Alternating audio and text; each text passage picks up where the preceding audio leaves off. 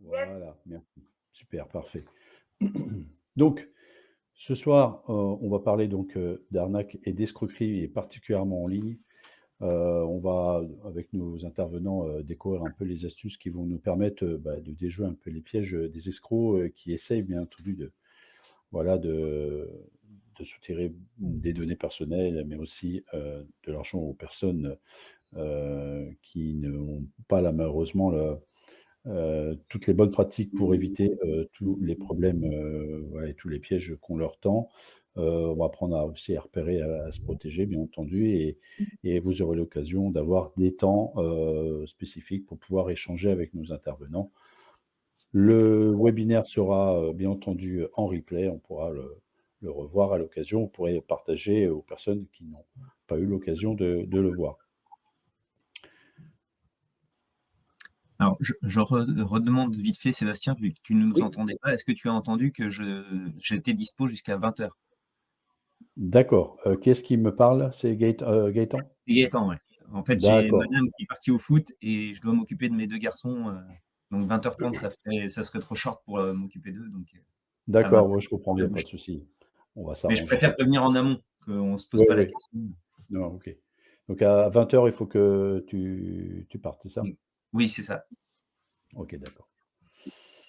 Donc, une petite présentation. Moi, je suis donc, votre animateur du soir, Sébastien Guillet. Je suis conseiller numérique. Je travaille sur les communes, de Beaucouzé, Saint-Lambert-la-Poterie et Saint-Clément-de-la-Place.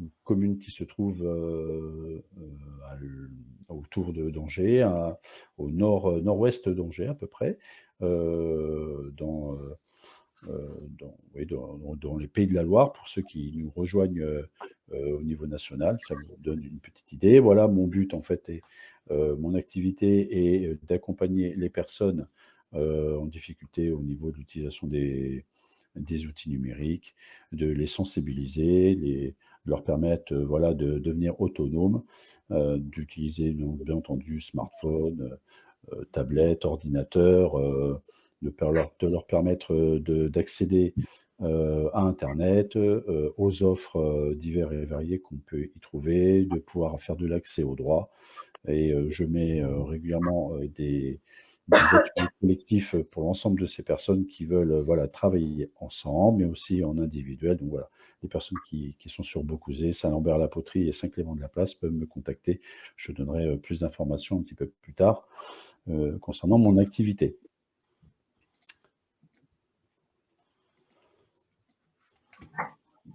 Donc oui, on va mettre une petite introduction, et un contexte, donc, à ce webinaire. Je vais vous faire, une petite présentation rapide de nos intervenants. Je vais vous donner quelques chiffres clés et tendances, concernant, voilà, les arnaques et escroqueries en ligne. On va faire un petit peu d'immersion, dans le monde des arnaques en ligne avec notre invité Sento, qui va nous expliquer, quelle est sa démarche et pourquoi il le fait. Vous allez voir, c'est absolument passionnant.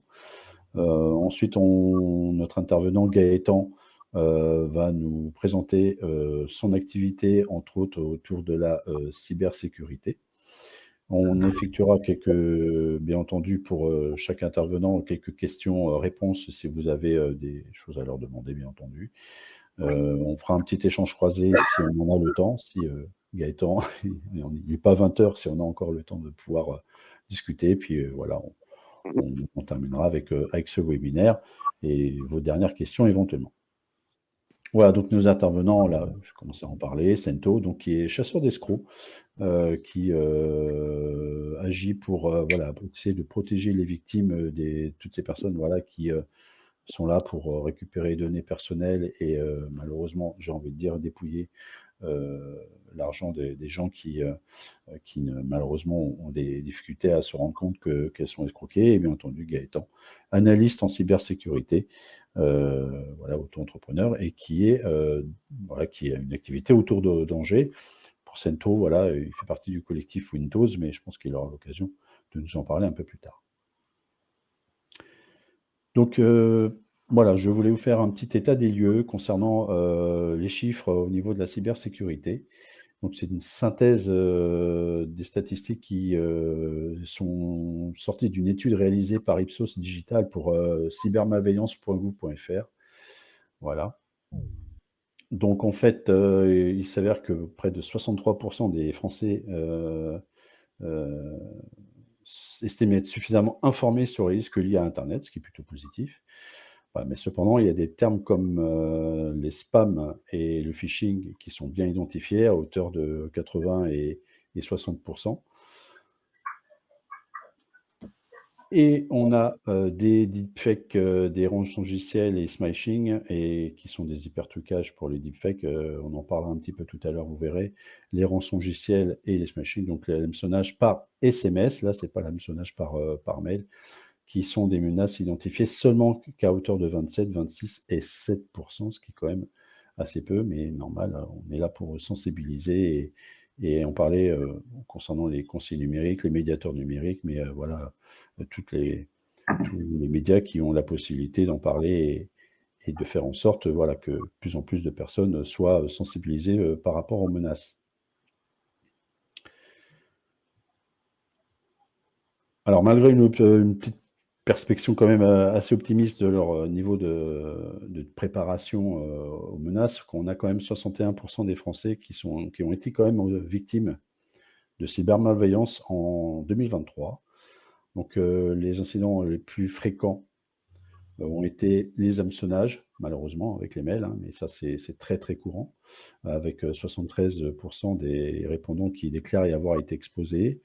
Les piratages de comptes en ligne à hauteur de 24, les faux conseillers bancaires à hauteur de 20 et les problèmes de cyberharcèlement à hauteur de 11. Donc ça a des conséquences, tout ça, qui sont quand même assez significatifs, avec, 22 des victimes qui déclarent une perte financière, 26 qui perdent l'accès à leur compte en ligne, 20 des victimes de virus qui ne peuvent plus accéder à leur appareil et des impacts aussi psychologiques. Ça, on n'y pense pas forcément, mais comme l'anxiété ou la perte de confiance qui touchent près de 9 des victimes et atteignent 24 des personnes confrontées au cyberharcèlement. Alors, on va parler de différences générationnelles parce qu'il y en a une quand même assez importante et les comportements et les impacts varient selon les générations. Donc, pour la tranche 18-34 ans, on se rend compte que 43 cherchent des solutions en ligne pour résoudre leurs problèmes, ce qui est plutôt positif, mais on est encore loin d'un taux satisfaisant, je pense. 25 déposent plainte après une cybermalveillance, contre 11 pour les 55 et plus. Vous voyez que c'est quand même assez peu. 35 à 54 34 les 35-54 ans, pardon, parmi eux, 26 s'informent et trouvent des réponses, par eux-mêmes, hein. Ils essayent d'être autonomes à ce niveau-là et les 55 ans et plus sont moins proactifs face aux cybermenaces. Donc là aussi, on a beaucoup de sensibilisation à faire. Alors, on a bien entendu, une étude qui nous révèle que les hommes, sont, plus souvent victimes à hauteur de 66 de l'ensemble de ces menaces, contrairement aux femmes qui sont victimes quand même à 57 concernant le cyberharcèlement, c'est plutôt 16 pour les hommes et contre 7 environ pour les femmes. Voilà, donc c'est vrai que malgré une sensibilisation assez croissante, les internautes, sont quand même restent et seront toujours assez vulnérables quand même, les menaces étant toujours croissantes et nouvelles. Les jeunes générations sont plus particulièrement exposées et doivent donc prioritairement être sensibilisées pour, adopter les bons réflexes au niveau des cybermenaces. Voilà donc pour cette introduction et quelques chiffres que je pouvais vous donner, concernant la cybersécurité, entre autres, voilà.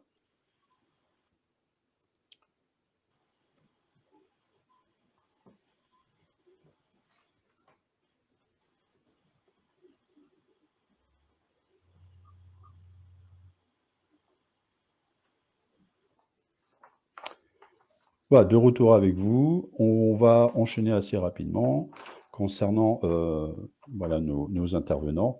Je vais, donc appeler à la barre, comme dirait l'autre, notre ami Santo. Bien, bonsoir à toi, j'espère que tu vas bien en tout cas. Merci de nous avoir Ouais, rejoints. c'est Ça ne peut qu'aller bien quand on parle de prévention d'arnaque, moi ça va toujours bien et merci beaucoup de m'accueillir et merci beaucoup, aux internautes, hein, du coup, pour rester dans le thème, de nous avoir rejoints sur un sujet qui malgré tout, les concerne, même si certains peuvent se sentir, pas très concernés.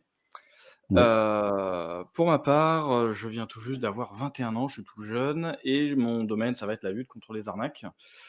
Comme l'a précisé Sébastien, moi, mon but, c'est d'appâter un petit peu des arnaqueurs en me faisant passer pour une proie et de récupérer des informations concernant les arnaqueurs, mais aussi concernant les victimes d'arnaques. Mon but dans tout ça, c'est de prévenir les gens qui ont été victimes d'arnaques, mais surtout de prévenir ceux qui vont être victimes d'arnaques pour éviter que ça n'arrive et aussi principalement pour les prévenir et qu'ils puissent prévenir à leur tour leur entourage et éviter les dégâts, alors que ça soit financier, que ça soit aussi la perte du matériel informatique dans certains cas, la perte de confiance en soi, ça c'est dramatique aussi, on le constate, hein, des victimes qui malheureusement, heu, se sont confiées à moi et qui m'ont dit vouloir malheureusement mettre fin à leur vie. Il y en a et il y en a même beaucoup trop et je pense qu'il faut en parler aussi et ça va être, je pense, l'occasion, de ce webinaire d'aborder ces sujets-là qui sont pas forcément très marrants à traiter, mais qui sont essentiels et qui concernent une vaste majorité des Français. Comme on l'a vu, plus de 60 des Français sont concernés par les menaces sur internet, menaces en tout genre et je pense que ça va être l'occasion de creuser un petit peu dans ces menaces et d'en parler un petit peu plus et d'être plus libre, je dirais, d'expression sur ça. Voilà. tout à fait. J'ai une ou 2 vidéos, on va pouvoir voir, tes passages, au niveau des médias puisque tu as eu quand même l'occasion à plusieurs reprises, voilà, de sensibiliser, par l'intermédiaire de plusieurs émissions. Je pense notamment à Envoyé spécial, où tu es passé récemment, TF1 ou France 2. Voilà, ce qui sont quand même des chaînes nationales, et des émissions quand même avec une forte, portée au niveau du grand public. Hem, Moi, j'ai envie de commencer à te poser une ou 2 questions, Sento. Comment tu as commencé toi à aller à chatouiller, on va dire, les escrocs pour, essayer de leur faire perdre du temps? Parce que toi, ton but, en fait, dans un premier temps, et c'est ce que tu fais actuellement et c'est ce qu'on te voit faire aussi sur la plateforme Twitch, c'est d'aller, faire perdre du temps et de faire tourner en rond les arnaqueurs, quitte à, heu, les faire abandonner carrément, et leur faire passer à autre chose. Ouais, alors moi ça a pas commencé, d'une façon, spectaculaire, hein. Tout a commencé il Mmh. y a 6 ans maintenant, si je dis pas de bêtises, 6 7 ans.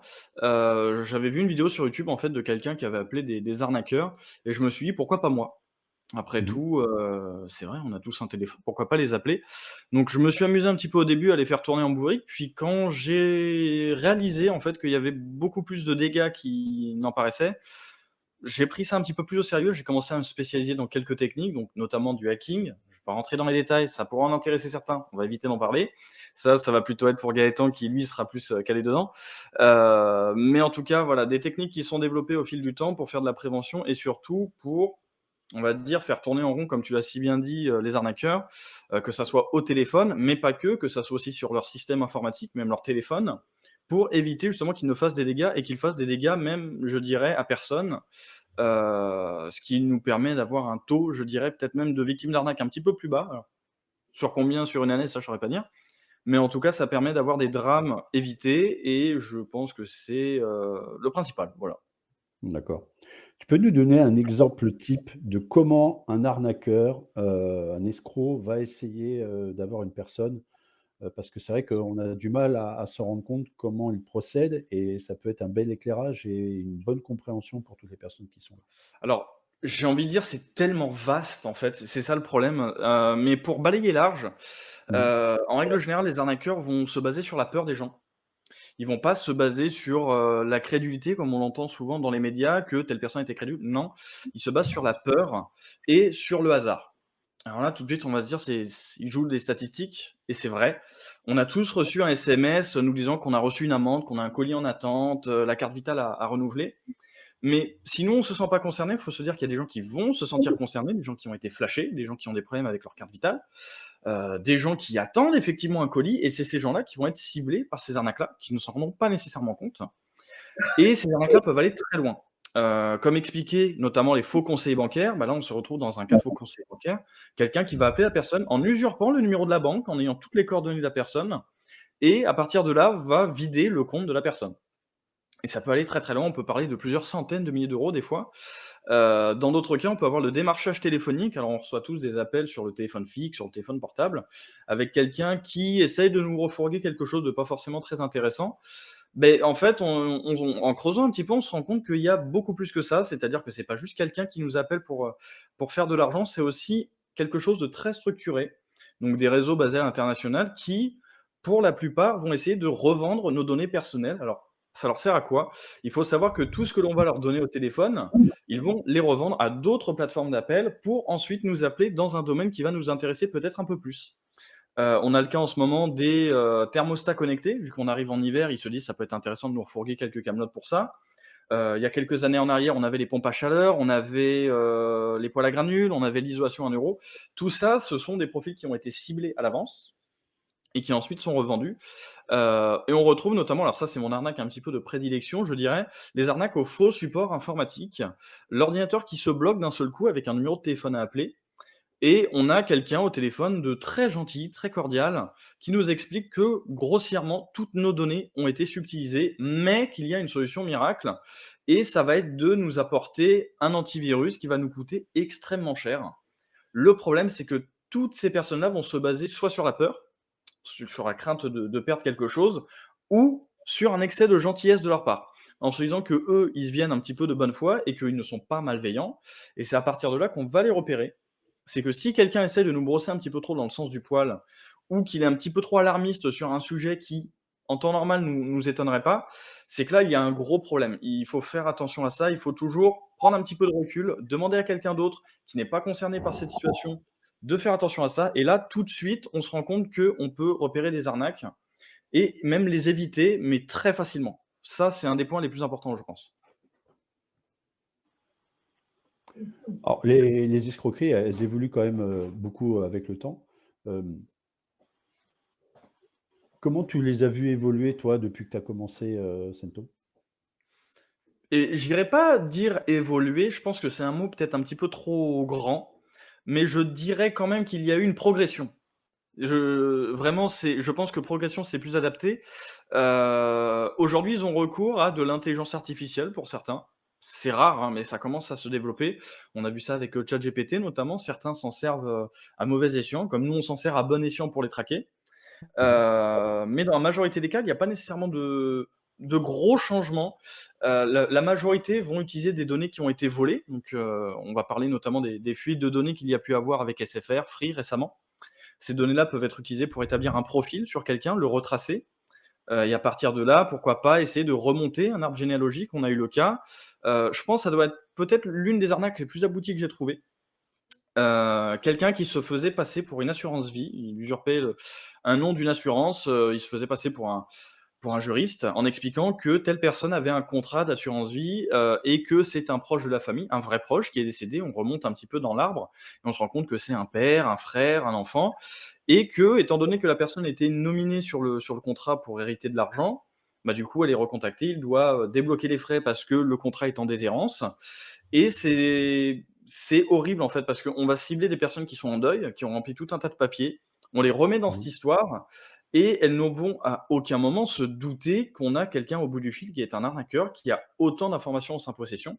Sauf que le problème, c'est que, étant donné que toutes les coordonnées des gens qui sont contactés se baladent sur internet, que ça soit dans les pages jaunes, dans les réseaux sociaux, Facebook notamment, eh bien, on peut les arnaquer plus facilement.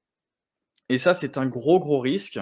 C'est qu'on ne fait pas nécessairement attention à ça. C'est qu'on peut nous retracer très facilement et ça donne lieu à des arnaques, je dirais, plutôt complexes. Pas forcément très compliquées à mettre en place, mais complexes si on n'y jette pas un premier coup d'œil et ça peut être très, très dangereux.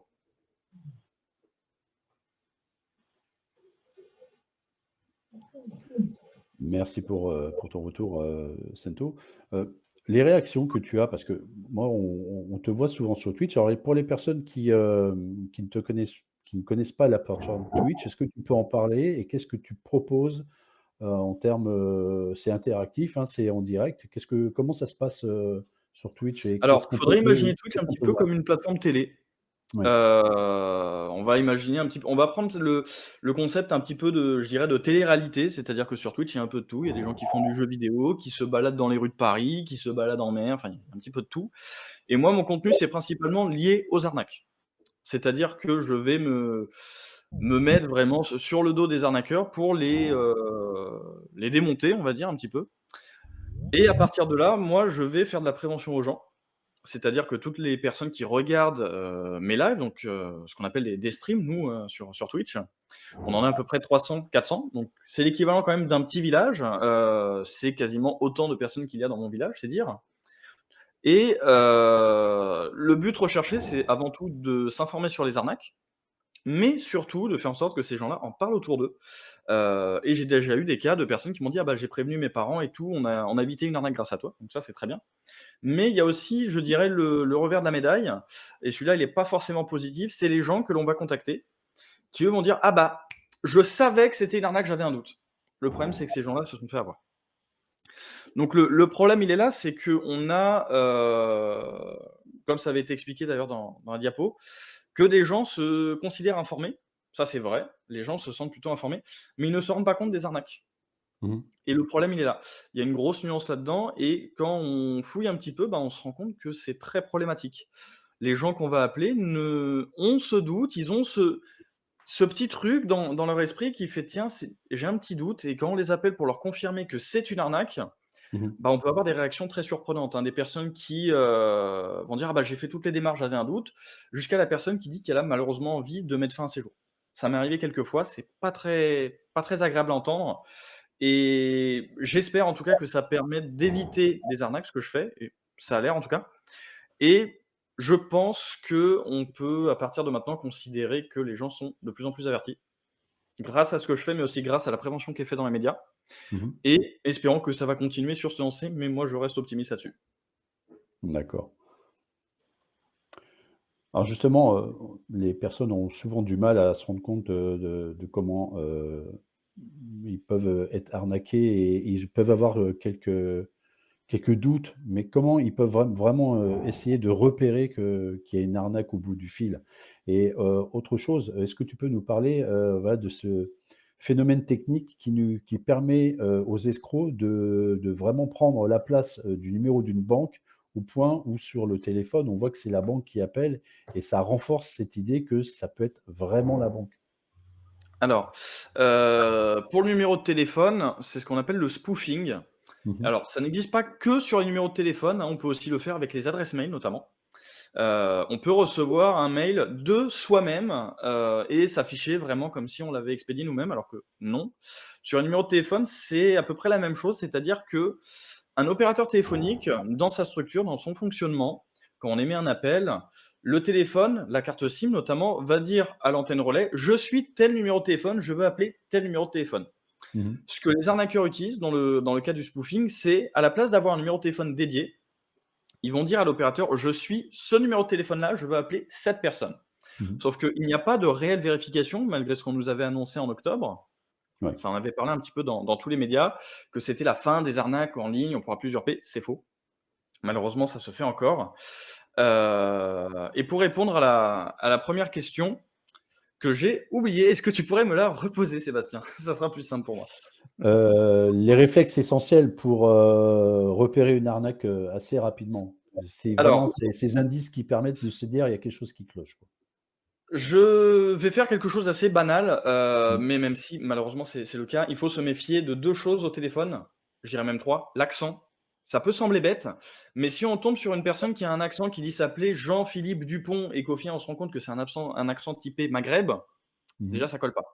Mmh. 2e chose, le numéro de téléphone, ce n'est pas un gage de sécurité. Je peux appeler avec le numéro de l'Élysée, avec la voix d'Emmanuel Macron, c'est pas pour autant que c'est vrai. Là, on est un peu dans le même cas. Donc la banque, si on nous dit on appelle avec le numéro de la banque, que c'est la banque, on raccroche, on appelle son propre conseiller ou alors on rappelle le numéro indiqué, le numéro qui Mmh. s'affiche. Pourquoi? Bah, tout simplement parce qu'en fait, on ne peut usurper un numéro de téléphone que dans un sens. On peut appeler, mais on ne peut pas recevoir. Donc si ça affiche par exemple Crédit Mutuel, Crédit Agricole, ce que vous voulez sur votre téléphone pardon, c'est le numéro de téléphone de la banque, en règle générale et si vous rappelez, vous tombez effectivement sur la banque, mais pas sur Mmh. l'arnaqueur. Ensuite, on peut se méfier d'un autre détail, c'est le délai. Alors, qu'est-ce que j'appelle le délai? Quand on parle au téléphone avec quelqu'un, en général, il n'y a pas de temps d'attente entre le moment où on parle et au moment où on attend une réponse, c'est instantané. Là, on va remarquer un délai quand les plateformes sont basées à l'étranger, notamment quand on appelle, par exemple, le service client d'un opérateur. On va remarquer que la personne a un délai avant de nous répondre. Ce délai-là, il est très précieux. Ça peut indiquer que l'appel a été acheminé à l'autre bout du monde, comme il a été acheminé de l'autre côté de l'océan. C'est très pratique et dès qu'on remarque en fait qu'on entend sa voix en retour avec un décalage, on va dire d'une demi-seconde, c'est qu'il faut vraiment se méfier, ça pue. Faut faire très attention. Autre détail important, en restant dans les numéros de téléphone, les numéros de démarchage téléphonique que l'on reçoit tous les jours, ils ont un code à respecter normalement. Ils doivent tous commencer par 0162, 0270, 0377, 0424, 0568 et 0948. Si c'est un numéro de téléphone qui commence par ça, on part du principe que c'est une arnaque. On ne décroche pas. Ça peut être une vraie société qui cherche à nous joindre, mais dans ce cas-là, ils vont laisser un message sur le répondeur. Et même encore là, avec un message sur le répondeur, vaut mieux se méfier. Si on dit ils appellent de la compagnie X, on vérifie sur Google, on appelle sur le numéro qui est indiqué, mais on ne rappelle pas le numéro directement. Il faut faire très attention à ça. Si on demande de rappeler sur un numéro de téléphone qu'on ne connaît pas, on évite. On passe sur un numéro de téléphone qu'on connaît. Voilà. D'accord. Bah, écoute, merci pour ces précisions. Je sais que Gaëtan doit partir pas trop tard, donc On va faire vite. je proposais de switcher pour que Gaëtan nous fasse sa présentation et on reviendra vers toi, Sento, pour parler éventuellement d'autres choses concernant les arnaques en ligne et au téléphone. Gaëtan, je te laisse te présenter et nous faire ta présentation. Ça marche. Eh bien, je suis ravi de découvrir Sento que je ne connaissais pas jusqu'à maintenant, mais effectivement, la plupart des choses que j'allais dire ont déjà un peu été évoquées. La vigilance. Le maître mot dans tout ça, c'est la vigilance. À tout moment, on peut être faible, on peut avoir une fin de journée difficile, on peut être fatigué. Pour autant, à partir du moment où il y a une question d'argent, ça doit vous mettre un doute. À partir du moment où vous recevez une demande qui nécessite de mettre de l'argent dans la machine, c'est qu'il y a un problème. Donc moi, je vais me présenter vite fait. Donc, je suis Gaëtan Bourdillon, je suis conseiller en cybersécurité sur Angers. J'ai créé ma structure en janvier 2022 et j'ai plutôt, non pas une casquette de hacker éthique, contrairement à ce qu'on pourrait croire, mais plutôt une casquette de gouvernance, en fait. Je vais plutôt accompagner sur la compréhension, la mise en place des bonnes pratiques dans votre quotidien. Donc, plutôt cette casquette-là. Sébastien, Oui. Ouais, j'ai pas basculé sur l'écran principal, mais je vois que ça n'arrête pas de bouger. Ce qui se passe? Non, tu peux partager. Tu dois avoir la possibilité de partager en bas. Ok. Tu as un petit écran avec une flèche à l'intérieur en bas. Donc, tu cliques dessus et tu peux partager ton document. Normalement, c'est le 3e bouton en partant de la gauche. Voilà. Ouais, mais c'est ça, j'ai un bouton, mais je pensais, moi, que j'allais passer sur la scène, au même titre que Logiquement, c'est automatique. Du moment que tu partages, c'est automatique. Oui, c'est ça. En fait, j'ai pas grand-chose comme document à partager, mais je peux quand même présenter 2-3 plateformes. Oui, mais n'hésite pas. Si tu as des Ok. conseils à donner, il ne faut pas hésiter. Donc, déjà, premier conseil, parce que j'ai déjà un peu fait l'exercice. Vous avez une page. Est-ce que vous voyez mon écran? Oui. Ouais, ça s'affiche. Vous avez une page YouTube dans laquelle j'ai fait toute une vidéo où je démystifie le terme cybersécurité. La vidéo est très longue. Elle fait 54 minutes. Il faut que je la refasse, il faut que je la redécoupe. Mais elle est assez complète. Vous avez énormément d'informations dedans. Des informations que je vais redonner ici. Mais bon, ça vous permet quand même de savoir que si jamais vous avez besoin de revenir sur ces éléments-là, vous avez ça sur la chaîne YouTube que j'ai créée qui, à aujourd'hui, n'a qu'une seule vidéo parce que voilà, j'ai pas des masses de temps à y consacrer. Mais ça permet d'avoir une première base. Ce dont je dois vous parler, parce qu'il y a quand même le côté prévention, mais il y a aussi le côté, je me suis fait avoir, qu'est-ce que je dois faire? Eh bien, vous devez vous rendre sur la plateforme de cybermalveillance.gouv.fr. Cette plateforme, comme vous pouvez le voir à l'écran, vous avez dessus un bouton « Victime d'un acte de cybermalveillance ». Si jamais vous vous faites avoir, vous avez été un peu trop loin dans la démarche et vous avez suivi le lapin blanc dans son terrier, eh ben, il faut réagir. Et pour réagir, vous passez par ce genre de plateforme qui vous mettra en contact avec des prestataires terrain.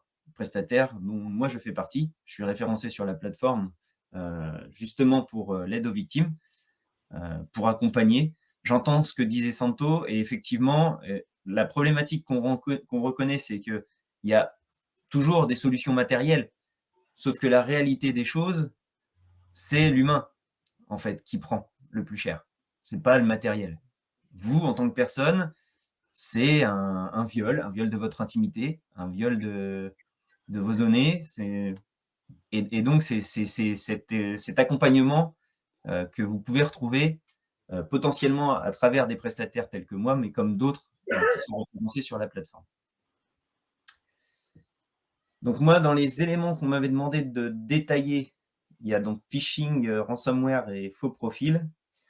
Le phishing, je ne vais pas revenir dessus, Santo a déjà pas mal élaboré le principe. Vous avez donc le phishing, le smishing et le QR code qu'on appelle le keyshing, où il faut se méfier de ne pas cliquer, flasher n'importe quoi.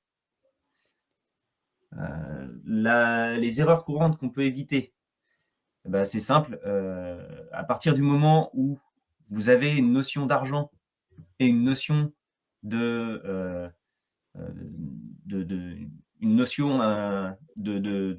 d'empressement, où on vous demande, il faut faire ceci dans tel délai, déjà il y a un loup. Vous savez qu'il y a un doute, et quand il y a un doute, il n'y a pas vraiment de doute. C'est sûr qu'il y a quelque chose derrière. Donc, à partir du moment où vous recevez des sollicitations qui vous demandent de faire quelque chose très très rapidement, ça sent mauvais, ça sent l'arnaque. Les bonnes pratiques pour sécuriser ces données et ces comptes, pour sécuriser ces données et ces comptes, c'est pas très compliqué. Déjà, on commence par être vigilant.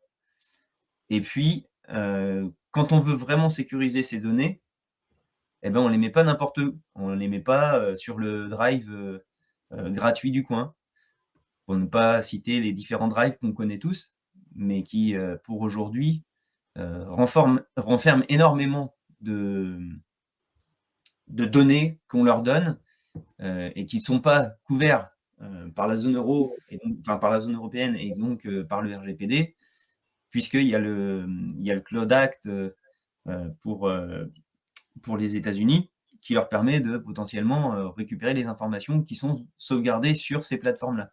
Je rajouterais même un élément, Gaëtan, excuse-moi de te couper. Je pense aussi à un autre risque. Alors ça, c'est quelque chose que moi, j'avais déjà exploité sur des arnaqueurs. Dans l'hypothèse où on récupère un cloud d'un compte Google, on peut éventuellement même verrouiller le téléphone, le mettre à zéro, extirper toutes les données de la personne. Donc, il faut faire très attention à ça aussi. Les notifications de connexion que l'on peut recevoir, si on reçoit ça, vaut mieux changer en vitesse tous ces mots de passe parce que sinon, c'est infernal, on n'en sort pas. Exactement. Et les mots de passe, la problématique majeure qu'on rencontre aujourd'hui, moi, dans les gens que j'ai pu accompagner, c'est cette saloperie de mots de passe où on a des listes, tu en vois là, on ne sait plus comment les gérer, et au final, on finit par avoir le même un peu partout. Pour ça, il faut utiliser un gestionnaire de mots de passe. Celui qui est recommandé par l'ANSSI aujourd'hui, c'est KeePass. Vous avez d'autres gestionnaires de mots de passe qui sont open source et qui peuvent être utilisés, qui sont faciles à trouver sur Internet, type Bitwarden, type Passbolt, type LastPass. Moi, j'utilise Dashlane personnellement. Alors, on n'est pas que sur des produits gratuits, on est d'accord, mais il y a quand même une pléthore d'outils qui sont possibles d'utilisation, pas trop compliqués. Ça, c'est un point qu'ils ont en commun. Et ça permet de se dégager ça de la tête. Pourquoi je dis ça? Parce que, en fait, aujourd'hui, la problématique, comme on l'évoquait, c'est qu'on utilise énormément de mots de passe et on doit tous les retenir. Non, en fait, on n'est pas obligé de tous les retenir. Moi, la dynamique que j'ai aujourd'hui, et quand j'accompagne les gens, c'est de leur dire, bah voilà, ce que vous devez surtout retenir, c'est 1, le mot de passe de votre messagerie principale. Parce que si vous avez perdu un mot de passe et que vous faites redonnez-moi le mot de passe ou renouveler un mot de passe, ça va arriver sur votre messagerie principale. Donc si vous avez plus le mot de passe de votre messagerie principale, vous avez un premier problème. 2, un mot de passe pour le gestionnaire de mot de passe, qui va être lui fort. Alors qu'est-ce que c'est qu'un mot de passe fort? Un mot de passe fort, c'est un mot de passe qui va faire plus de 12 caractères, si on suit les informations de la CNIL, avec majuscules, minuscules, chiffres et caractères spécial. Bon, aujourd'hui, dans les dernières informations qu'on a reçues du Hive System, avec la grille justement de combien de temps il faut pour les hackers pour craquer votre mot de passe, on est plutôt sur une base à 16 caractères. On est d'accord, vous comme moi, que retenir plus de 50 mots de passe de plus de 16 caractères qui doivent tous être différents sur les différentes plateformes qu'on utilise en ligne, bah, c'est juste pas humain. Donc, c'est pour ça qu'on a tous intérêt à basculer sur des gestionnaires de mots de passe. Ça bouge beaucoup chez Jackie. Bonjour. Oui, oui. Il doit être sur un smartphone à tous les coups. Oui. Donc là, les bonnes pratiques, il y a celle-ci. Et le troisième mot de passe que vous devez retenir, c'est celui du coffre-fort. Alors, qu'est-ce que c'est que le coffre-fort? Moi, aujourd'hui, dans l'accompagnement que je peux faire, je mets en place des coffres-forts chez mes clients, coffres-forts pour lesquels ils peuvent mettre les informations les plus sensibles. Coffre-fort numérique, hein, bien sûr. Je ne mets pas un coffre-fort en métal dans un mur chez les gens. Ce n'est pas mon métier. Je ne suis pas serrurier. Mais un coffre-fort numérique, aujourd'hui, c'est quelque chose d'assez facile à faire, pas très contraignant. Et c'est une des problématiques qu'on rencontrait. Enfin, moi, une des objections que je retrouvais quand je commençais ma prospection auprès des clients, c'était de dire, bah voilà, on veut faire de la sécurité. Oh bah non, moi j'ai pas trop envie de faire de la sécurité, c'est beaucoup de contraintes. Eh ben non. Moi, ceux que j'ai réellement accompagnés en coaching, sur ces questions de cybersécurité, je les ai recontactés par la suite et les retours que j'ai eus, c'est, ben en fait, 2 minutes le matin, j'ouvre mon coffre-fort, 2 minutes le soir, je ferme mon coffre-fort.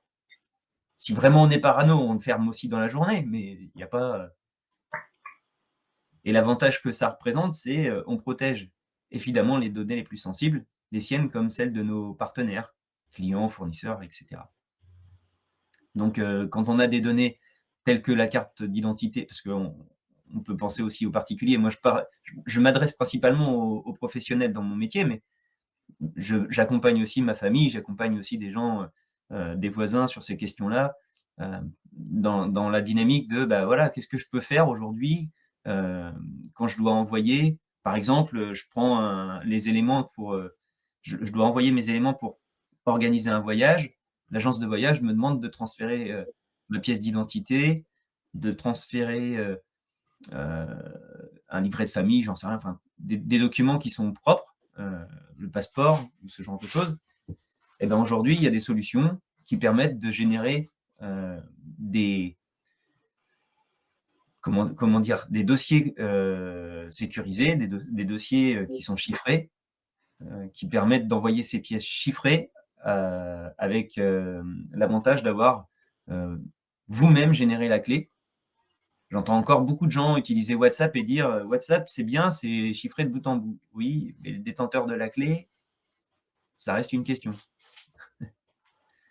Donc, je pense que voilà, si on a la main dessus et qu'on est capable de protéger ces données avant de les envoyer, eh ben, l'avantage qu'on aura par rapport à ces plateformes-là, c'est justement de pouvoir leur prouver que nos données, on y tient et on ne fait pas n'importe quoi avec. Le fond du truc, parce que je suis en train de me perdre dans ce que je suis en train de dire. Le fond du truc, c'est que concrètement, aujourd'hui, quand vous envoyez des éléments sur internet dans un mail, surtout quand il s'agit de pièces, de données personnelles, de pièces sensibles, considérées comme sensibles, ça peut être des éléments de santé, hein, par exemple. Moi, j'ai accompagné des acteurs du secteur de la santé, pareil.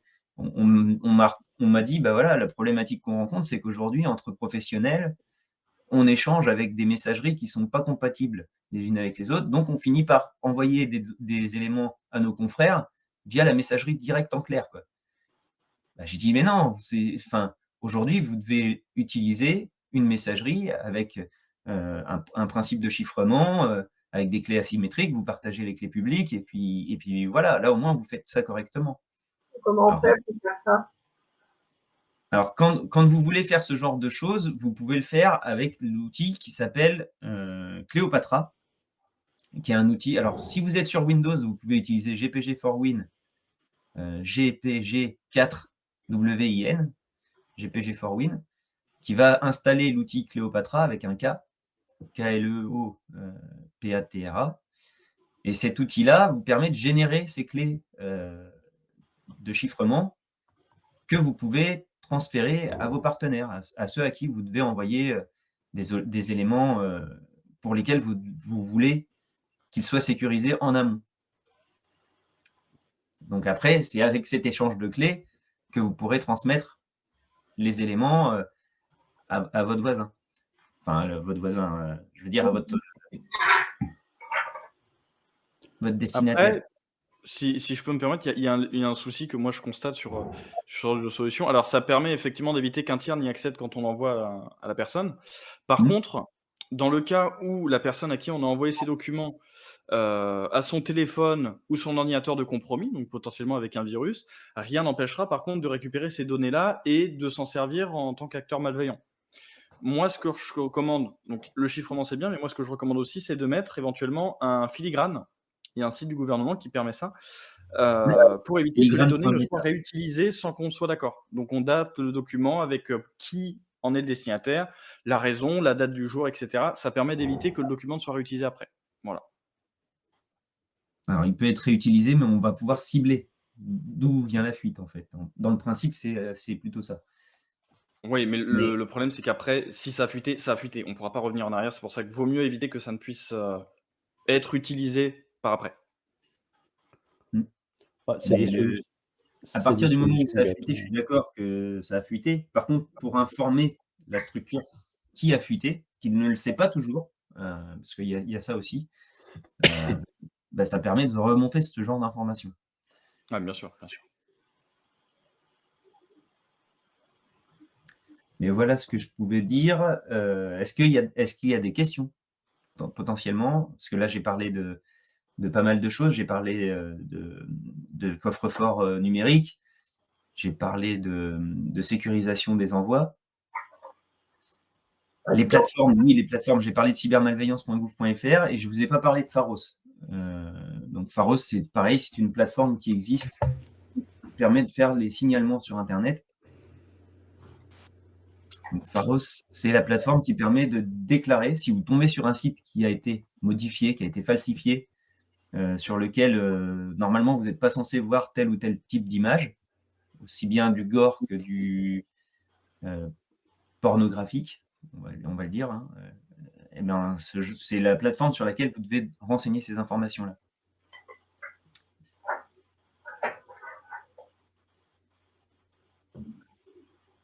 Je propose qu'on pose qu'on pose un temps de questions, puisque je vois qu'après, il va être bientôt 8 heures. Donc, si vous avez des questions, n'hésitez pas, c'est le moment. Non, n'hésitez pas à poser des questions, soit dans le chat, soit en vocal. Pour faire un coffre-fort, tout ça, c'est bien, mais c'est peut-être assez compliqué quand même quand on n'est pas des professionnels. Alors, les coffres-forts, l'avantage qu'il y a, c'est qu'on peut trouver tous les tutos sur le site en lui-même. Alors, moi, j'utilise VeraCrypt. D'autres utilisent TrueCrypt, d'autres utilisent d'autres outils de coffre-fort.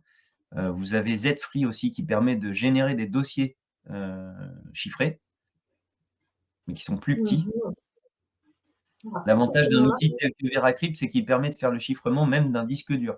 Si par exemple, vous faites des sauvegardes sur un disque dur externe, ce qui arrive souvent quand on est indépendant ou quand on est particulier, l'avantage que représente cet outil-là, c'est que vous pouvez mettre sur ce disque-là les éléments et chiffrer l'intégralité du matériel, en fait. Et pour ce qui Je est des rajouterais même vidéos, aussi un autre détail, pareil, dans se lancer sur le chiffrement, en cas de cambriolage aussi. Parce qu'on peut penser que mettre un mot de passe sur son ordinateur évite le vol des données. Ce n'est pas le cas. Par contre, si on chiffre les données au démarrage, avec par exemple, VeraCrypt, voilà, par exemple, heu, ça permet d'éviter le vol de ces données en cas de cambriolage et ça peut être très, très, très important également. D'accord. j'aime bien la remarque de Jan qui dit il n'y a pas de cloud, il n'y a que les ordinateurs des autres. C'est vrai, on a tendance à oublier que le cloud, comme c'est nuagique, comme c'est un fantasme qu'on a, c'est pas risqué. Bah, en fait, si, c'est des machines, c'est des serveurs, c'est des ordinateurs qui sont chez quelqu'un d'autre. Donc, Comment pour l'avantage, là, moi je suis pas pour le coup, mais je faut mettre ça où pour que ce soit sécurisé? bah, vous pouvez, mais les mettre sur ces plateformes-là, vous faites au moins la démarche de les mettre dans un disque, enfin, dans un coffre-fort numérique, c'est ce qu'on évoquait. Ah, on peut le faire sur, d'accord. Oui, en fait, vous mettez tout dans votre disque. En fait, l'avantage qu'a le coffre-fort numérique, c'est qu'une fois qu'il est ouvert, il va fonctionner comme un explorateur de fichiers classique, quoi. Donc, vous avez les éléments à disposition, vous les utilisez, vous les enregistrez dedans. Et une fois que vous avez fini votre travail, vous fermez votre coffre-fort. Évidemment, vous ne mettez pas tout dans le coffre-fort, hein. Vous mettez dans le coffre-fort vraiment ce qui va être des données sensibles. Et une fois que vous avez votre coffre-fort, bah, c'est cette copie, enfin, c'est la copie de ce coffre-fort que vous allez faire, une fois qu'il est fermé. Mmh. Bien Enfin, sûr, ah, mais il faut pas mettre je précise quand même, à l'entrée du coffre-fort, ne mettez pas un mot de passe en 8 caractères. On est d'accord. On met un mot de passe le plus long possible. Il fera partie des 3 mots de passe. Encore une fois, je le dis, hein, il fera partie des 3 mots de passe que vous avez à retenir. mmh. Ouais, Mais pour c'est vous, c'est ça. Moi, j'ai un certain âge, ça me paraît un peu compliqué de faire tout ça. mais il y a un moyen très facile de faire des mots de passe compliqués, c'est de créer des phrases de passe. Ça vous fait des mots de passe très, très longs, intelligibles pour vous et qui, pour la machine, deviennent tout de suite compliqués pour du brute force. Je ne dis pas que ça ne sera pas possible avec d'autres moyens, mais le principe du brute force, c'est de tester toutes les réponses. Donc, si vous avez une phrase de passe, avant qu'il arrive à votre réponse, bon, généralement, ils auront abandonné avant. L'avantage, moi, la phrase de passe que j'utilise quand je fais des démonstrations, c'est la même tout le temps, que je n'utilise pas réellement, hein, on est d'accord, hein, quand je donne cette phrase-là, c'est justement parce que c'est un exemple. J'utilise la phrase « Je chauffe ma maison à 19 degrés tout l'hiver » avec un J majuscule. Le 19 degrés, le degré fait un symbole. Je finis avec un point d'exclamation. G majuscule, minuscule, caractère spécial, chiffre. Et j'ai 33 caractères, je crois. Bon, bah, avec un mot de passe comme celui-ci, je suis tranquille pour un moment. Et pour moi, il est hyper facile de le retenir. Ça n'a rien de personnel aussi. Ça, c'est un point important à souligner, c'est qu'il ne faut pas que ce mot de passe contienne des éléments personnels. S'il contient des éléments personnels, il pourra faire partie d'un dictionnaire si quelqu'un cible. Aujourd'hui, il y a quand même beaucoup d'opportunisme. Donc, on n'est pas forcément les cibles, mais par contre, on peut tomber dans le piège. Et donc, comme ils font un ramassage en gros, bah, sur la foule, au final, ils finissent par avoir quelques piégés, quoi. C'est vrai que Donc, se protéger, ça permet de sortir de la masse. Ce qui est intéressant par rapport à Pharos, Gaëtan, c'est que je vois en rouge en bas, et ça c'est à souligner quand même, je ne partage pas, je signale. Le partage, c'est un danger. Et comment ça devient techniquement un danger de partager? La problématique, elle reste dans la vigilance. C'est qu'en fait, si on partage, la personne va aller dessus, va cliquer, et donc, comme en plus, ça va venir de quelqu'un qu'on connaît, parce que ça reste si c'est un partage, c'est que c'est quelqu'un avec qui on a déjà une connexion, ça fera que rendre plus facile, en fait, ce clic qui va nous amener sur cette plateforme, qui sera négative, hein, d'accord. Oui, bien entendu. Une petite question personnelle. Comment on identifie les risques à venir? Parce que les risques évoluent. Et toi, est-ce que tu as déjà une idée des risques potentiels à venir et sur lesquels on peut déjà essayer d'anticiper en tant que particulier? Bah, la problématique qu'on rencontre, ça a été évoqué aussi avec Santo, c'est qu'ils sont en progression. Ils n'ont pas encore évolué, mais ils sont en progression. Il y a des années de ça, on avait des arnaqueurs avec des arnaques à la nigériane, avec des fautes d'orthographe partout dans les mails Mmh. et plutôt des choses autour du sentimentalisme. Aujourd'hui, on a un peu plus de monde aussi côté cybermalveillant parce que ils ont commencé à se construire sous format société, c'est-à-dire qu'en fait vous avez des gens qui sont aux commandes et qui créent leurs outils. En dessous, vous avez des gens qui aident la partie administrative, donc des financiers, des RH, ces choses-là. Et enfin, vous avez les petites mains, donc les gens qui sont affidés, des gens qui vont, on parle du rançongiciel par exemple. Oui. Aujourd'hui, vous avez des outils que vous utilisez en ligne qui sont sous format SaaS, Software as a Service. Eh ben, les malveillants, ils ont la même chose sur les rançongiciels. Ils ont des RAS, des Ransomware as a Service, pour lesquels ils payent une licence et ils exploitent. Les gens qui vont donc être à la commande de ce genre d'outils sont des gens qui sont des opportunistes. Ce pas des gens qui ont conçu le matériel. Donc on a cette chance-là aujourd'hui de pouvoir encore se protéger à un certain niveau sans faire trop d'efforts, sans utiliser les outils les plus pointus. Mais comme il y a aussi de plus en plus d'automatisation avec l'intelligence artificielle dans ce corps, dans cette activité-là, on peut se poser la question de mais jusqu'à où ça va aller? On est encore à des prémices, hein. L'IA s'est révélée à nous il n'y a pas si longtemps que ça, donc il y a encore beaucoup de choses inexplorées. Ça continue d'évoluer. Je ne sais pas trop en fait où on va. Pour l'instant, on imagine beaucoup de choses en rapport avec justement cette évolution liée à l'IA. Oui. Et Ton ce point qui de est vue, intéressant. Santo, toi ce serait quoi? Non, mais ce qui est assez intéressant, en fait, Gaëtan, c'est que par rapport à l'IA, on voit de nouvelles menaces qui arrivent. Il n'y a encore pas si longtemps que ça. J'ai cette vidéo de Florent Pagny qui a alerté sur des vidéos de deepfake Mmh. de personnes là, qui se sont fait avoir parce qu'elles ont cru vraiment que c'était l'artiste qui leur parlait. Et au final, c'est assez terrible de voir ça, même si on arrive pour les habituer peut-être à se rendre compte des dangers. Mais l'IA arrive et est en train de changer la donne. C'est un outil qui est utilisé par les escrocs, les personnes malveillantes, pour essayer voilà, d'avoir les personnes qu'elles ont ciblées.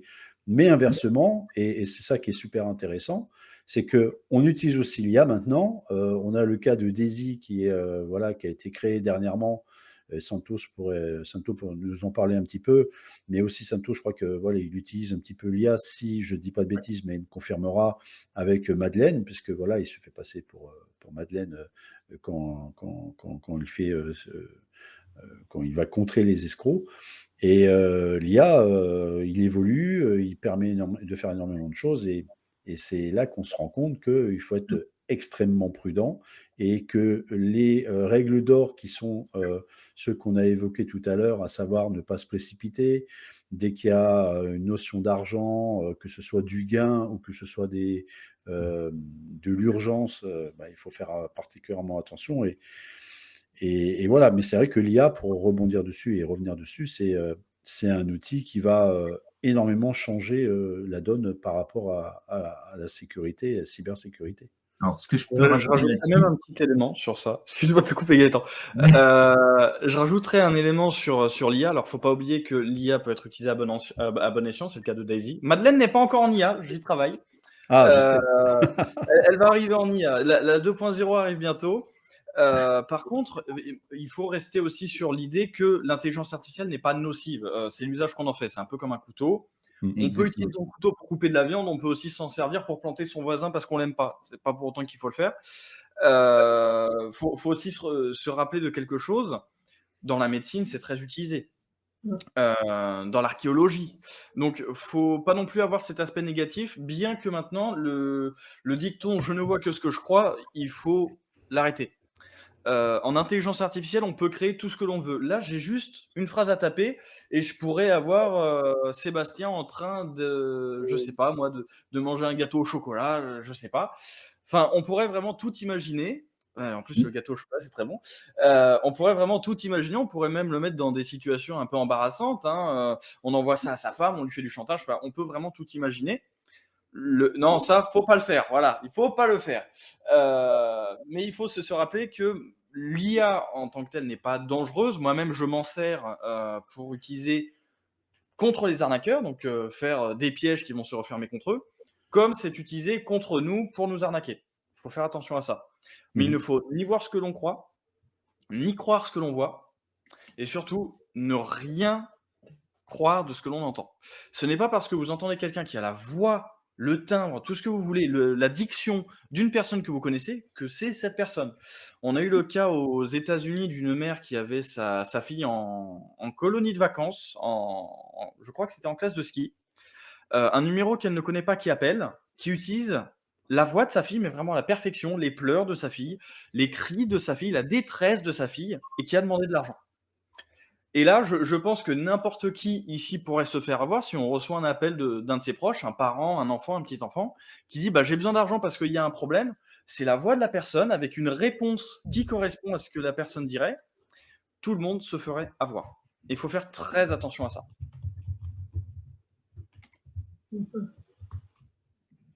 Est-ce qu'il y a des questions par rapport à l'IA? Parce que c'est vrai que c'est un sujet intéressant et peut-être des personnes se posent des questions. Moi, je voulais juste rajouter par rapport à l'IA. Aujourd'hui, l'IA n'invente rien.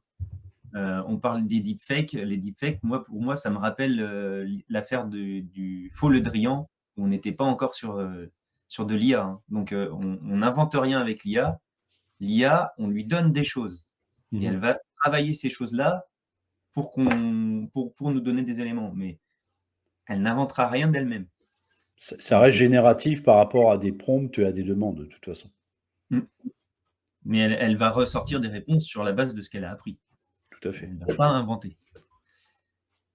Voilà. Bon, c'était mon mot de la fin. Il faut que j'y aille. Il faut que je Merci Gaëtan pour ta présence. N'hésitez pas, si vous avez des questions, je reste disponible de toute façon sur LinkedIn ou sur les réseaux. Voilà. On a toujours moyen. Et puis, comme je l'ai dit tout à l'heure, j'ai une vidéo sur ma chaîne YouTube. Si on a besoin de service, si on veut recours à tes services, on fait comment? Si, pardon? Si on veut avoir recours à tes services pour... Alors, vous pouvez m'appeler, mais là encore, c'est ce que je disais, le plus facile pour me joindre, c'est vraiment à travers la plateforme LinkedIn. Vous pouvez me trouver, vous allez facilement me trouver d'ailleurs, ou sur mon site internet, sur getcybersecurity.fr. Tu peux mettre le lien dans le chat, Gaëtan pour, ouais, je le mets tout de suite. Merci.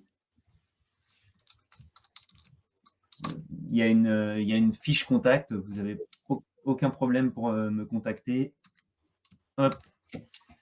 Et j'ai plein de choses encore que je n'ai pas eu le temps d'évoquer. Je pense à notamment tout ce qui est protocole de sécurisation des DNS ou ce genre de choses qui vont dans le sens de ce qui avait été évoqué par Santo.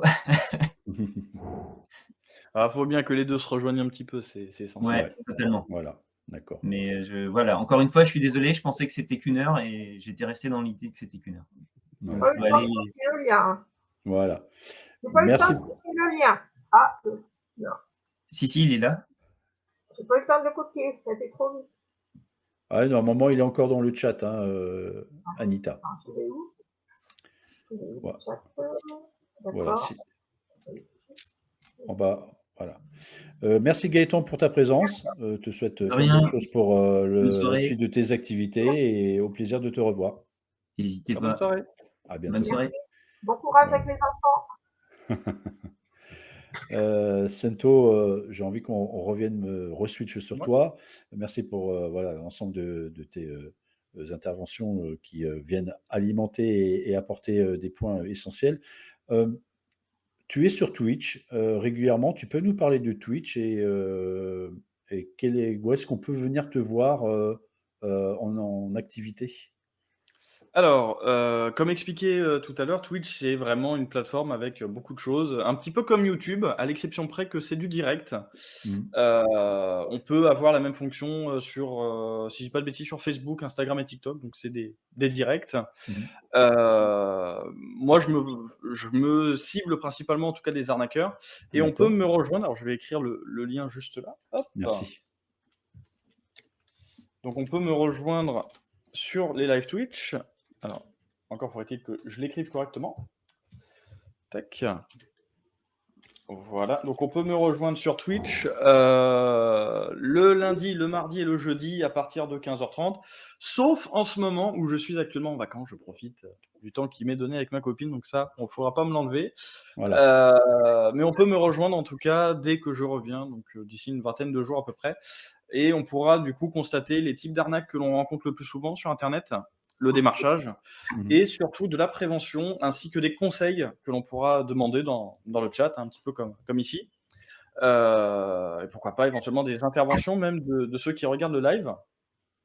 C'est-à-dire qu'on peut mettre de temps en temps des numéros de téléphone à disposition au niveau des gens, pour qu'eux-mêmes interviennent avec les arnaqueurs pour dire ce qu'ils ont sur le cœur, ou même pour les faire tourner en bourrique. C'est Mmh. un petit peu le rêve de beaucoup. Moi, je ne recommande pas de le faire, je dirais un petit peu à visage découvert. Par contre, le faire avec des mesures de sécurité, comme des numéros de téléphone usurpés, notamment. Faut pas trop le mettre en avant, mais c'est utilisé pour utiliser contre les arnaqueurs, ou des numéros de téléphone temporaires, ça existe. Le principal, c'est de faire attention à son anonymat, même sur Twitch, ne pas mettre son nom, prénom, enfin, on reste vraiment sur des pseudonymes. Et on peut me rejoindre, même regarder mes collègues qui peuvent intervenir de temps en temps. On a également Mike Dyson 21, Arnaque-moi si tu peux, qu'on a pu également apercevoir à la télé sous le nom de Leslie ou de Lily Sphincter, qu'on a même vu dans certains reportages dans lesquels j'étais. Oui. On fait grosso modo le même travail avec d'autres approches. Certains, ça va plus être dans le burlesque. C'est le cas d'Arnaque-moi si tu peux, où elle, ça va être vraiment déjanté, invraisemblable, et pourtant ça fonctionne. Elle arrive à appâter les arnaqueurs. Dans tous les cas, n'hésitez pas, voilà, si vous voulez nous rejoindre en tout cas, ou en parler même autour de vous, si vous avez de la famille qui regarde ce genre de contenu, n'hésitez pas, ça peut les intéresser. Voilà. Voilà. Vous avez un collectif qui s'appelle Windows, je crois. Oui. Ouais, Oui. voilà. Ouais, Windows. Alors, c'est pas un collectif à proprement parler, on n'est pas une association ou quoi que ce soit. Voilà. Par contre, on est un petit groupe, je veux dire, d'entraide communautaire, où on est tous un petit peu sous le même étendard, où on va aider les gens qui sont victimes d'arnaques ou qui ont besoin d'aide, que ça soit d'ordre informatique, privé, on s'occupe un petit peu de tout, voilà. D'accord. Justement, à propos de ça, moi, ça fait 2 fois que je reçois un mail de Mondial Relais par lequel j'ai un colis. Mmh. Quand je clique, il faut que je paye 2 € de poussière. C'est pas une grosse somme. Mais c'est vrai que j'attends aussi un colis de l'autre côté. Donc, comment faire? Alors, dans ce cas-là, il n'y a pas grand-chose à faire si ce n'est ignorer le mail ou le SMS. Faut l'ignorer. Quand on nous parle d'un colis en attente, alors bien qu'on ait un colis de commandé, on reste sur les documents qui nous avaient été envoyés lors de la commande. Donc on reste sur l'adresse mail, on prend le numéro de livraison, que ça soit sur Amazon, Cdiscount, on prend le numéro de suivi et on le met sur le site du transporteur, donc que ce soit DHL, UPS, Chronopost, Colissimo. Mais on ne se base pas sur ce qui a été envoyé par SMS. Ce SMS-là, il faut l'ignorer. Même si on nous demande une petite somme pour débloquer le colis, que ce soit 2 €, 3 €, 5 €, ça, c'est le début d'une arnaque au faux conseiller bancaire, et en pensant débloquer un colis, en fait, on va débloquer l'accès à l'arnaqueur sur son compte bancaire. En rentrant ces informations-là pourront être revendues, réutilisées. C'est également ce qui avait été indiqué dans le reportage envoyé spécial, qui, je pense, va être mentionné également après. Faut juste faire attention à ça. Si on nous demande des données bancaires et qu'on a effectivement commandé un colis, il faudra passer par le site que nous on a. On regarde le suivi, mais on ne passe jamais par un mail, jamais par un SMS, jamais par un appel. Il faut toujours faire attention à ça. Il n'y a jamais mon numéro de carte bancaire, je prends toujours avec une carte virtuelle. Vraiment une fois. Oui. Alors, pareil, les cartes virtuelles, on peut penser que c'est une bonne idée, mais il faut faire attention à ça. Ça fonctionne très bien. Même moi, je m'en sers. Mais par contre, si on rentre la carte virtuelle sur un site vérolé, à qui on a donné les autorisations de prélever sur son compte, alors effectivement, on se fera débiter qu'une fois. Par contre, on se fera débiter de l'argent qui n'aurait pas dû être volé.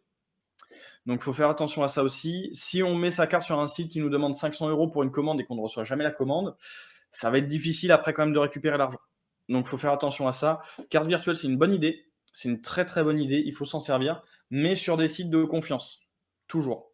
Même si on a un doute sur le site, rien ne nous dit qu'on recevra l'article. Rien ne nous dit que ce qu'on achète est vrai. Donc, il faut faire attention sur ça quand même. Voilà. Oui, mais alors, à ce moment-là, on fait comment? Pardon ? Sinon, on fait comment pour payer si on n'est pas sûr? Alors là, pareil, il faut faire preuve de, je dirais, de bon sens, de se méfier de tout un tas de choses qui peuvent nous sembler un peu trop vraies ou même réelles.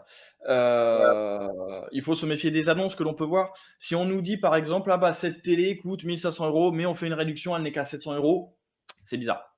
Il faut faire attention à ça. Il y a un site qui est très très bien, qui permet d'identifier des sites d'escroquerie. Ça s'appelle Scamdog. Je vais mettre le lien dans le chat. Hop.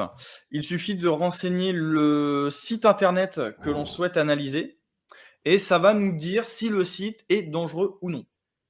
Alors, le score n'est pas fiable à 100%. Par contre, c'est une bonne base, ce qui va permettre d'élaborer, on va dire, une fiche sur ce site-là et être sûr de oui ou non si c'est une arnaque ou pas. Voilà. D'accord. Merci. Il n'y a pas de souci. Écoute, ça me paraît plutôt pas mal. Je pense qu'on a évoqué énormément d'informations concernant la cybersécurité, les arnaques et les escroqueries. Je pense qu'on va s'arrêter là pour ce soir. S'il y a encore une question ou deux, n'hésitez pas, c'est maintenant. Après, je pense qu'on va vous laisser pour votre soirée. Alors, je vais justement répercuter sur un petit point que je viens de voir dans le chat. Ah, vas-y, je t'en prie. Alors, effectivement, les sites internet doivent avoir des mentions légales en cas de vente. Mais avoir des mentions légales, ça ne garantit en aucun cas que le site est légitime. On peut très bien avoir volé le SIRET et toutes les informations sur le site de quelqu'un qui n'a rien demandé. On peut aussi usurper le site, on peut faire un site de phishing, comme on l'a évoqué. On peut très bien avoir, par exemple, aamazon.fr.com, on ne fera pas forcément attention, ou suivi-amazon.com, par exemple. Il y aura bien l'interface d'Amazon, il y aura les mentions légales d'Amazon, mais ce n'est pas pour autant que les mentions légales vont être véridiques. S'il y a des mentions légales, ça peut être quelque chose d'assez évocateur sur le fait que c'est une arnaque ou non, mais il faut quand même vérifier sur des sites comme notamment Papers, je vais mettre le lien également, pour vérifier que la société n'a pas été créée il y a 2 jours, parce que là, ce n'est pas un bon signe du tout. Vérifier que la société est bien répertoriée pour faire de la vente sur catalogue Internet et que ce n'est pas une société, je ne sais pas moi, de bâtiment. Si on est sur une société de BTP, mais qui vend du matériel télévisuel, par exemple, c'est quand même un peu bizarre. Donc, il faut faire attention à ça. Il faut vérifier que l'adresse colle. Et surtout, pareil, très important, vérifier que le numéro de téléphone qui est indiqué sur le site n'est pas répertorié en tant qu'arnaque. Ça, c'est important. On peut utiliser le site Scamdoc pour identifier le numéro de téléphone, si je ne dis pas de bêtises. Sinon, on peut utiliser le site Signal Arnaque, qui est quand même assez connu, on ne le présente plus. Et dedans, on peut faire des recherches, notamment en mettant le site internet et voir s'il y a eu des signalements d'arnaque. Voilà. Tu Donc, connais, à partir de là, on va demander. je crois qu'il y a un lien, je ne sais pas si tu le connais, Sento, concernant la compromission des adresses mail. Oui, Have I Been Pwned, c'est une très bonne chose de le signifier. Si on a un doute concernant ses informations personnelles, que ce soit son numéro de téléphone ou son adresse email, on peut la renseigner sur ce site. Alors, c'est un site qui est très connu, ils ne vont pas nous les subtiliser, ça, c'est pas le but. Si vous avez votre numéro de téléphone qui a fuité ou votre adresse email, ça vous sera notifié. Donc, comme ça, vous êtes tranquille. Alors, tu peux répéter parce que ça a été coupé. Ah, ça a coupé à partir d'où ? Quand tu as tapé. Ah, donc, pour un site internet, pour savoir si c'est de l'arnaque, on a la ressource signalarnaque.com. Pour vérifier qu'une identité d'une société, donc avec le SIRET ou le nom de l'entreprise, il y a papers.fr, P-A-2-P-E-R-S.fr. Et pour vérifier si son adresse email a été piratée ou que ses coordonnées ont été volées, il y a le site Have I Been Pwned qui est dans les messages, dans le chat. ça serait un peu galère de les placer celui-là. Donc je vous laisse regarder dans les messages Ça, pour récupérer l'information. c'est de la personne chez qui on veut aller. Pardon? C'est pour l'adresse email de l'achat ou que l'on veut faire. Alors, pour l'adresse email, moi je dirais vaut mieux privilégier directement un contact par téléphone, pas par email, parce que les emails, n'importe qui peut être au bout. Un coup de téléphone, on peut quand même vérifier que la personne est réelle, qu'il n'y a pas quelque chose de suspect, que ça soit l'accent, la façon de parler, au moins comme ça on est sûr. Mais tout ce qui est achat par internet, les emails, moi je recommande pas. Jean voulait dire quelque chose. Jean, vous pouvez vous Oui, exprimer. effectivement, j'avais une question notamment en lien avec ces vols de données. Moi, je suis client Free et donc du coup, je suis victime du vol récent de données Free où il y a énormément d'informations sur les utilisateurs qui ont fuité. Moi, ce qui m'inquiète particulièrement, c'est tout ce qui est usurpation d'identité, avec notamment les pirates qui peuvent recouper des informations suite à différents leaks de données, France Travail et là donc récemment Free. Donc pour l'usurpation d'identité, pour essayer de lutter contre ça, est-ce qu'il y a quelque chose à faire ou... Alors, la réponse tient en un seul mot et en 3 lettres, non. Il n'y a rien à faire. Les données ont fuité. Alors, je tiens quand même à rectifier quelque chose. Les données n'ont pas été vendues. C'est-à-dire que vous êtes probablement même pas concerné par cette fuite. Alors, on a tous reçu le mail qui nous disait Oui. qu'on a été victime, mais vous n'êtes pas forcément dans le listing. C'est-à-dire que le listing qui a fuité, le leak, moi, j'y ai accès. Il y a, je crois, 100 000 personnes dedans. Et pour que vous soyez dedans, vraiment, il ne faut pas avoir de chance. Mais normalement, vous n'êtes pas concerné. C'est juste un extrait qui a été envoyé. Le reste des clients n'est pas concerné. Mais dans l'hypothèse où les données ont fuité, il n'y a rien à faire. Il faut juste faire attention à tout ce qu'on va recevoir par appel, par SMS, par mail, par courrier. Il faut faire attention à tout, mais il n'y a pas de risque en tant que tel. D'accord, oui, d'accord. Parce que finalement, j'ai suivi un peu effectivement, les données n'auraient pas été vendues. Bon, après, ça peut toujours arriver, mais a priori, ça n'a finalement pas été vendu, quoi. Oui, il n'y a pas eu de vente. Je sais qu'il y avait eu un intervenant, notamment sur TF1, France 2 et M6, Sax, qui peut avoir un discours très alarmiste sur le sujet. Moi, je suis plutôt de l'opposé, c'est-à-dire qu'il ne faut pas faire peur aux gens sur ça. Oui. On leur doit la vérité concernant leurs données et surtout, on leur doit la vérité concernant leur sécurité. Faire peur aux gens, c'est une technique de propagande qui a été utilisée par les pires régimes. Si on nous fait peur d'une quelconque façon en disant que nos données ont été piratées, alors moi, j'attends toujours d'avoir quand même les confirmations réelles et de vérifier que les données ont effectivement été revendues. Mais quand il y a une société qui se fait pirater, on a le cas de Cultura et Boulanger, ce n'est pas pour autant qu'il faut céder à la panique. Voilà, il n'y a pas de risque lié directement à ces fuites-là, à savoir que nos coordonnées personnelles se revendent déjà depuis à belle lurette. Il y a juste à aller sur Facebook, on marque fiche, opérateur, SFR, Bouygues, Orange, ce que l'on veut. Il n'y a pas de souci. Ça existe depuis des années, ça se revend depuis des années, il n'y a pas à s'en faire pour ça. Si on s'inquiète à partir de maintenant, c'est qu'il y a un problème. Il fallait s'inquiéter de ça il y a déjà une dizaine, voire une vingtaine d'années. Là, c'est trop tard pour faire quoi que ce soit. D'accord, merci beaucoup. Il n'y a pas de souci. Voilà, de toute façon, je vous partage mon adresse mail pour lequel je vous invite de la noter. Si vous êtes intéressé par l'ensemble des liens, des vidéos pour vous sensibiliser aux arnaques, les quelques vidéos aussi où Cento passe sur les différents médias, voilà, vous aurez l'ensemble des liens et puis quelques fiches conseils concernant la cybersécurité. Voilà, n'hésitez pas à le noter, vous me contactez, vous me dites voilà, je suis intéressé et je vous enverrai l'ensemble des documents et des liens pour lesquels voilà, on a évoqué les contours ce soir. Voilà. Je rajouterais même un petit élément qui était dans la diapositive. Le site aide.wintos.fr qui est très important, qui est une mine d'or en termes de ressources, Oui. Notamment pour les numéros d'opposition bancaire, c'est très important. Si on a un doute sur le fait que sa carte soit utilisée, n'utilisez pas le numéro qui est renseigné sur les sites gouvernementaux, c'est un numéro surtaxé. Alors bien que ça fonctionne, moi je recommande plutôt de passer directement par sa banque. Donc on a les numéros bancaires qui sont sur ce site-là, normalement ils sont tous à jour. On a également les différents moyens de me contacter moi ainsi que mon collègue Mike. Et on a en bas de page un PDF qui permet de se sensibiliser sur les arnaques aux faux supports informatiques. Il y aura bientôt d'autres PDF qui vont arriver, que l'on pourra imprimer, pourquoi pas même distribuer dans les mairies, pourquoi pas, pour faire de la prévention. Voilà, donc si vous avez besoin d'aide, n'hésitez pas à contacter nos numéros de téléphone respectifs, vous avez nos coordonnées dessus, et surtout de quoi vous protéger, vous informer. Voilà. C'est parfait.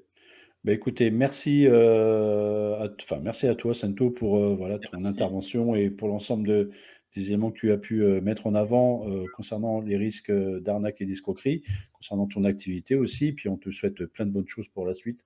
Et si vous avez envie d'aller le soutenir, n'hésitez pas à aller sur Twitch et, Ouais. et lui faire un petit tour et faire un petit coucou. Je pense que ça lui fera plaisir. Voilà, on se quitte sur ça. Un dernier mot pour la fin, Sento? Oui, j'aurais bien un dernier mot pour la fin. Ne croyez personne sur Internet. C'est le seul conseil que je peux vous donner. Et je dirais même, ne nous croyez même pas, Sébastien et moi, ne croyez vraiment personne. C'est pas parce qu'on vous donne des conseils que l'on va être des anges non plus. Donc, faites très attention à ça. Formez-vous exactement. Il faut se former au risque du numérique, mais surtout en parler autour de soi. Si on a le moindre doute sur quoi que ce soit, si on a une question, faut pas oublier qu'on n'est pas tous nés avec un clavier et une souris dans la main. On n'est pas con. Il faut se former. Il faut se questionner, il faut en parler autour de soi. En cas de doute, on demande, il ne faut surtout pas avoir honte. Voilà. Et pour les personnes qui sont dans la région d'Angers, et plus particulièrement Beaucouzé, Saint-Lambert et Saint-Clément-de-la-Place, je leur fais un petit coucou, bonsoir à tous. N'hésitez pas à venir me voir, on en discutera. Il y a des ateliers collectifs concernant la cybersécurité. Des ateliers à venir, on a le jeudi 12, j'en profite, le jeudi 12 décembre à Saint-Lambert-la-Poterie, salle de l'Embellie. Il y aura une conférence sur ce thème-là. Je vous invite à venir et à en discuter. Voilà. Merci encore à tous pour votre présence. Je vous souhaite une très belle soirée et j'espère à très bientôt, peut-être pour d'autres webinaires. Au revoir. Merci à tous. Au revoir. Très intéressant. Très très bonne soirée. Merci. À vous. Merci, bonne soirée. Merci bien.